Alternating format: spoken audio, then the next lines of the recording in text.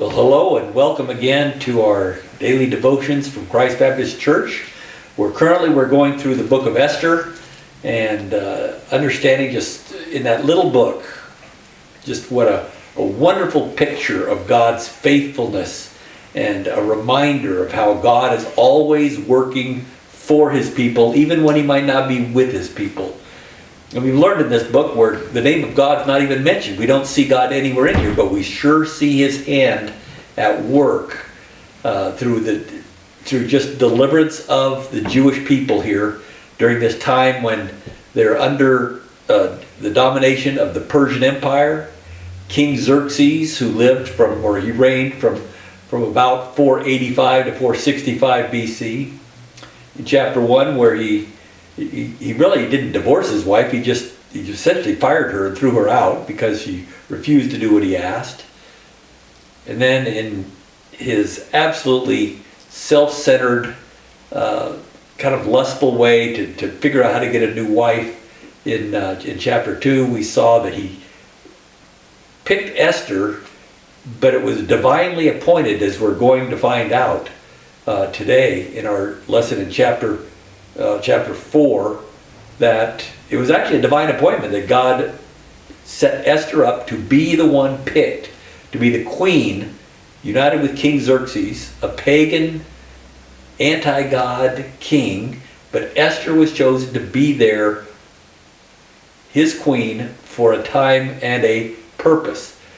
And what we see here is that Esther was one of many, many women that were subjected to basically just being treated as objects before the king so that he could pick the most beautiful young virgin to be his queen.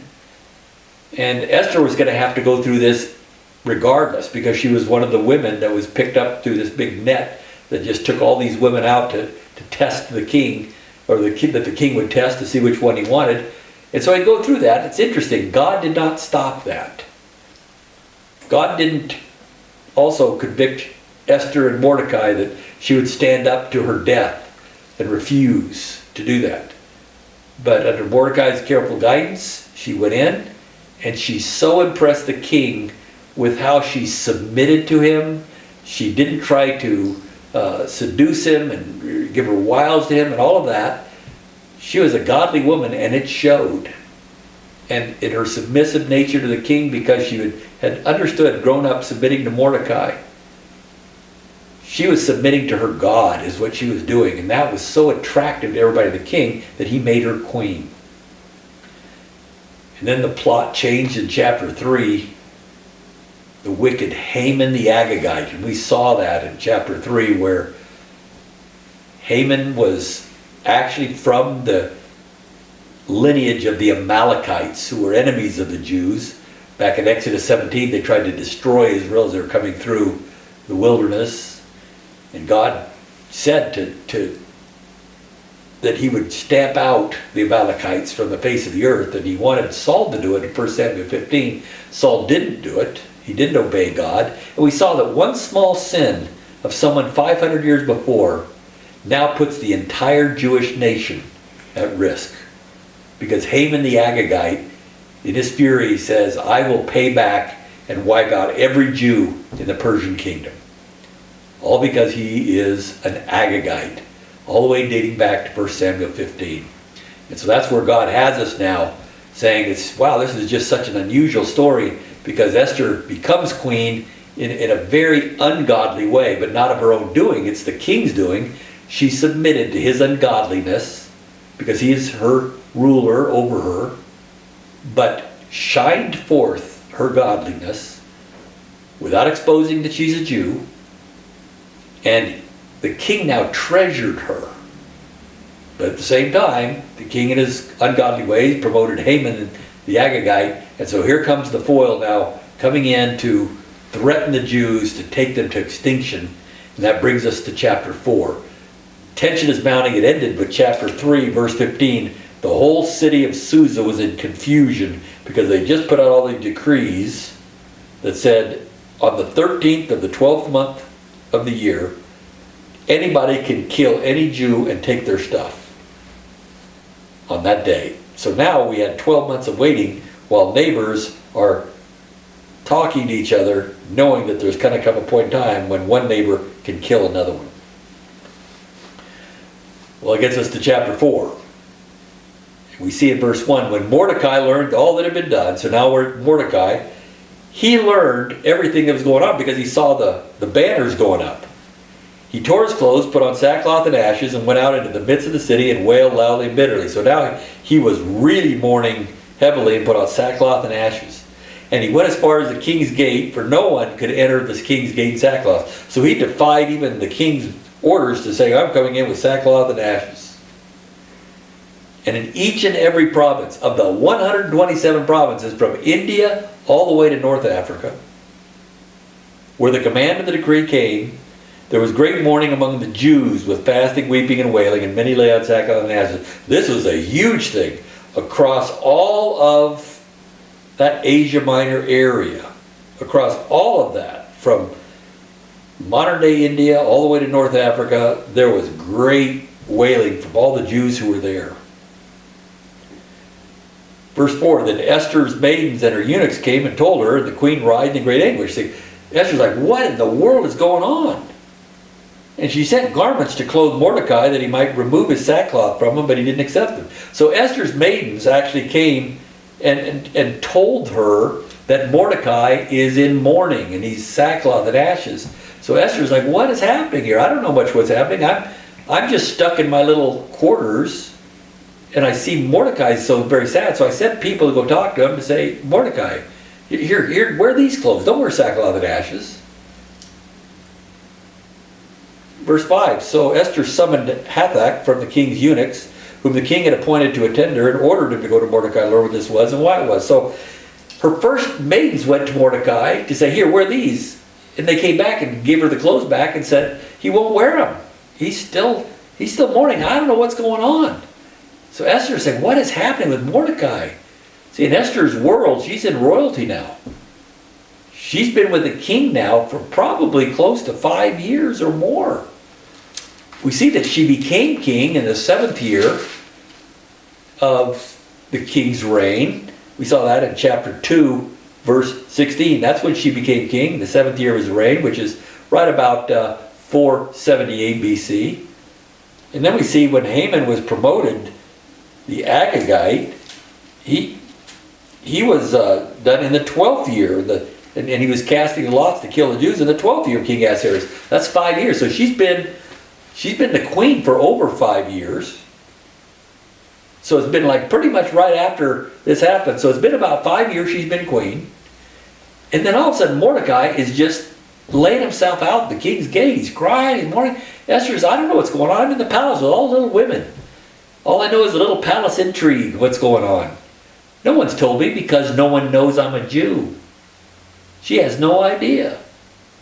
So she's wondering about Mordecai. And so she sent this Hathach, from the king's eunuchs, his chief eunuch, to go down and talk to Mordecai. So verse 6, Hathach went to Mordecai to the city square in front of the king's gate. And Mordecai told him all that had happened to him and the exact amount of money that Haman had promised to pay to the king's treasuries for the destruction of the Jews. Don't you find that interesting in verse 7? Mordecai didn't just say, oh no, we're all going to die. He knew the details. Mordecai was clued up. He was clued up enough. If you remember, in chapter 2, there was that little statement there about Mordecai saved the king's life. Remember that? We're going to get back to that here in the next chapter. Mordecai actually saved the king's life by understanding there was a plot to assassinate the king, and he told officials about it. He went through the right channels. He didn't try to stop him himself, be a hero. He went through the right channels. They found out, investigated, found out it's true, arrested the people, and they wrote Mordecai's name down in the book of the Chronicles. Mordecai was a sensible man. He didn't try to take things into his own hands. And now, he's out there mourning and wailing and going, and when Hathach came to talk to him, he said, no, we're all going to die. But you know what? I also know. I know what Haman did. Haman, the Agagite, the enemy of the Jews, I know what he did. He worked this whole thing out to pay the king. And very specifically in verse 7, he said, the exact amount of money that Haman had promised to pay the king's treasuries for the destruction of the Jews. 10,000 talents of silver. Verse 8, he also gave him a copy of the text of the edict which had been issued in Susa for their destruction, that he might show Esther and inform her, and to order her to go into the king to employ his favor and to plead with him for a people. So he told the chief eunuch about how much money Haman was paying, and then gave him a copy of the edict that was written by Haman and his people. This is what's going on everywhere. In 127 provinces, all Jews are going to be killed. And someone's going to come and take their farms, their land, all their stuff. So he did that. He made sure the chief eunuch knew that. Verse 9, Hathach came back and related Mordecai's words to Esther. So Hathach came back and said, Esther, here's what Mordecai all said. So I know this took a while. They didn't have emails or computers or phones to text. So Esther then spoke to Hathach and ordered him to go back to Mordecai and say this. Here's Esther's reply. No doubt she was immediately terrified, knowing she was a Jew right there in the queen's palace. But she had, no doubt, had 5 years of being pretty comfortable while Mordecai was out of the game. And so she had some time, getting used to this royalty. And she said, all the king's servants and the people of the king's provinces know that for any man or woman who comes to the king, to the inner court, who is not summoned, so if you come in there and the king hasn't made an appointment with you, he has but one law, that he be put to death, unless the king holds out to him the golden scepter so that he may live. And I've not been summoned to come to the king for these 30 days. So her reply was, wow, this is tough. All of the Jews are going to die. And you would like me in some way to do something. You're now telling me that Haman has paid the king to go kill all the Jews.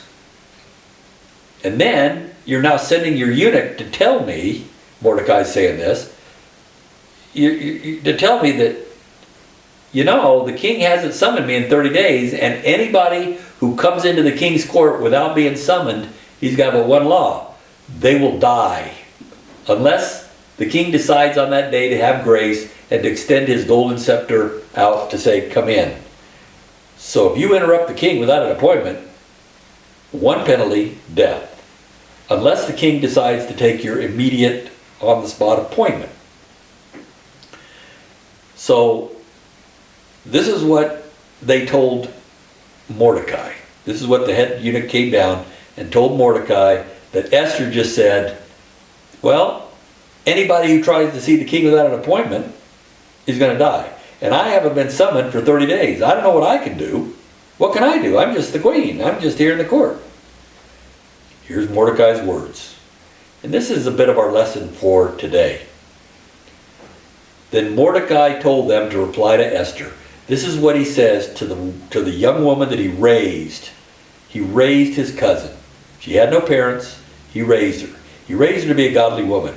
He raised her to fear God. He raised her to know the law. He raised her to be an excellent Jew. He said, do not imagine that you in the king's palace can escape any more than all Jews. For if you remain silent at this time, relief and deliverance will arise for the Jews from another place, and you and your father's house will perish. And who knows whether you have not attained royalty for such a time as this.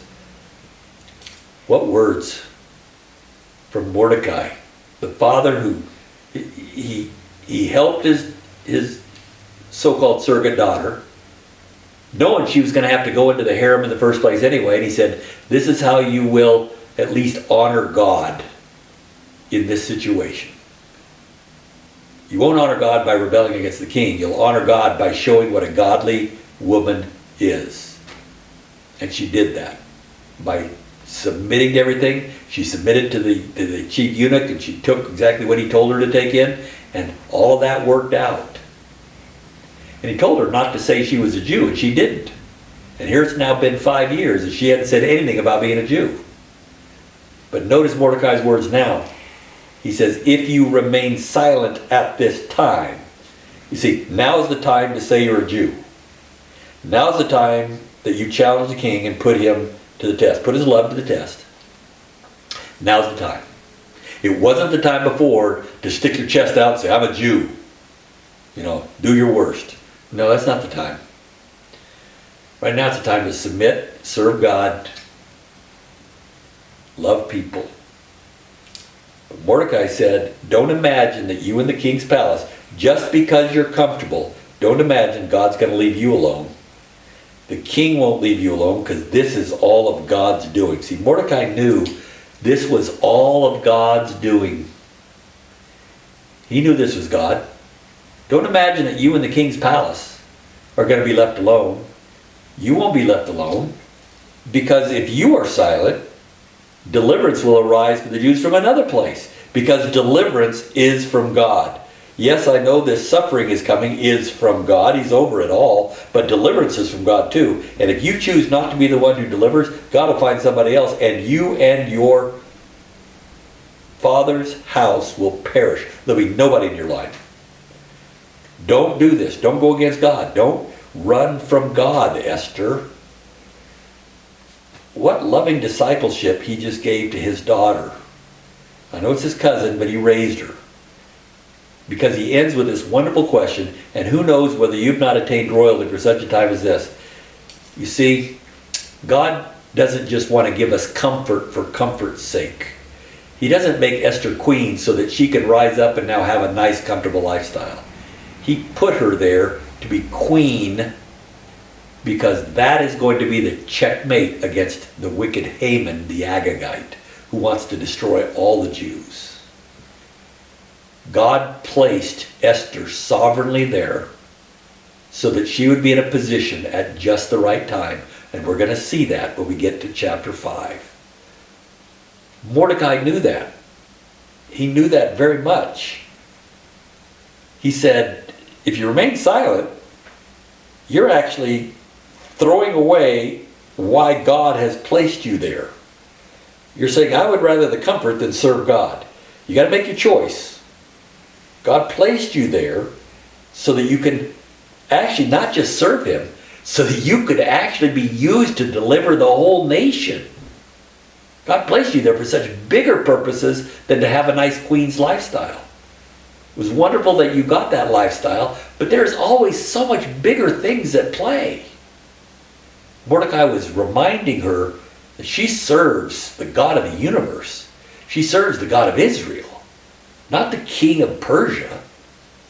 So what if she hasn't been summoned and she's not going to come into the court and she might die? It doesn't matter. She doesn't serve him. She serves God.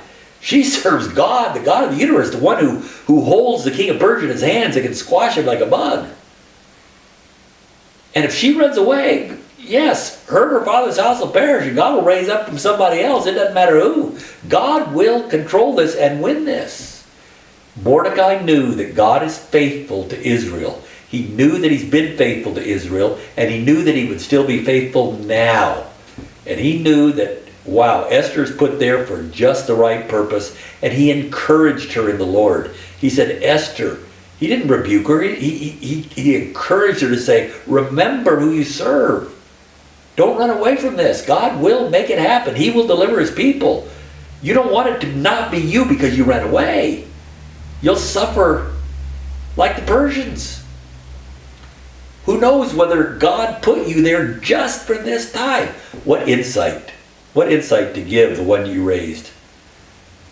What way to bolster her up. To say, you know what? Just because the king hasn't summoned you in 30 days, that doesn't matter. God's about to do deliverance here. Our whole nation is on the brink of defeat. Not just defeat, destruction. Because of Haman. So because of this exhortation, Esther told them to reply to Mordecai, go, assemble all the Jews who are found in Susa and fast for me. I need you to pray for me, because this pushed Esther to her greatest fear.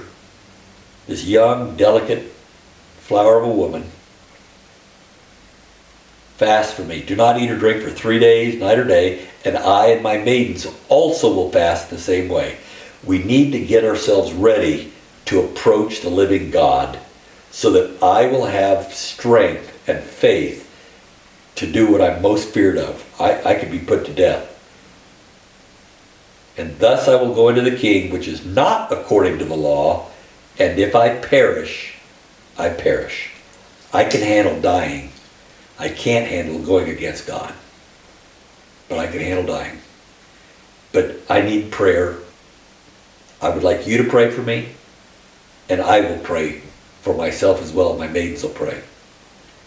This just shows us how much she understood and valued God. And I have to ask us, church family, beloved that are out there, do we pray for one another this way? Do we ask each other what our most difficult situations are? Do we help each other? Do we really want to find out, how can I pray for you? And let me take a day. Let me take one day. Let me fast for that one day for you. But the fasting isn't like it supercharges the prayers. The fasting is so that I will be focused in my prayers so that I can pray with a sharp mind toward God for you. Prayer is what makes fasting is what makes my prayer become not distracted, so that I can be specific. Esther said, let's fast for 3 days. This is a big deal. Meaning I want all mental energy, all focus, everything. I don't want it to be on comforts. I don't want it to be on food. I don't want it to be on anything. I want to focus here and say we need to be talking and praying and beseeching God for His mercy, because an entire nation's survival is at stake. I think it's worth that. Now, what would get Esther to be able to be at that level of resolve, which she'd been queen for 5 years? It was Mordecai's words saying, you don't serve the Persian king. You serve the living God. Let me remind you of a big God. You see, Mordecai was a big God guy. He wasn't a little God guy. A God who says, well, I can't do anything. Persian king has his own free will. I won't intervene. Well, these people have their own free will. I won't intervene on them. Oh, no. Mordecai was a big God guy that said, you know what? If you don't do it, God will raise up somebody so they will, because God's going to get it done because He's faithful. I'm a big God guy, not a little God guy who believes that God will impose His will on other people and I just let the history run its course. No. See, how do you help people in bad situations? How do you help people who are really in desperate needs? How do you help people who are about to lose their life, about to lose their finances, about to lose their health, about to lose all kinds of things? How do you help them when they're in fight or flight mode? By showing them our God is a big God. Not just a little God we worship that works alongside of us. He is a big God who, even though we might not see Him now, we know He's working behind the scenes for us. He is a big God, and His word can be trusted, and He is faithful. That's what Mordecai told his young cousin, Esther. We serve a big God, and you were placed there by that big God for a purpose such as this. What a time to serve Him! And the nation's at stake. She went back and said, you know what? Here's where I'm at. Fast for me, give me strength, and I'm going to walk into the king. If I perish, I perish. That's the end of it. I'm okay because I served a big God. Boy, what does that tell us? No matter what, that's what we need, isn't it? We need to understand our God's a big God, not a small God. Our God is a God of faithfulness. Our God is a God who walks us through, and we see His kingdom being built, and we are privileged to serve Him and to watch His kingdom being built, to watch lives being changed, to watch relationships being restored, to watch redemption happening, to watch people being provided for. We get to watch that front row seat like the Red Sea.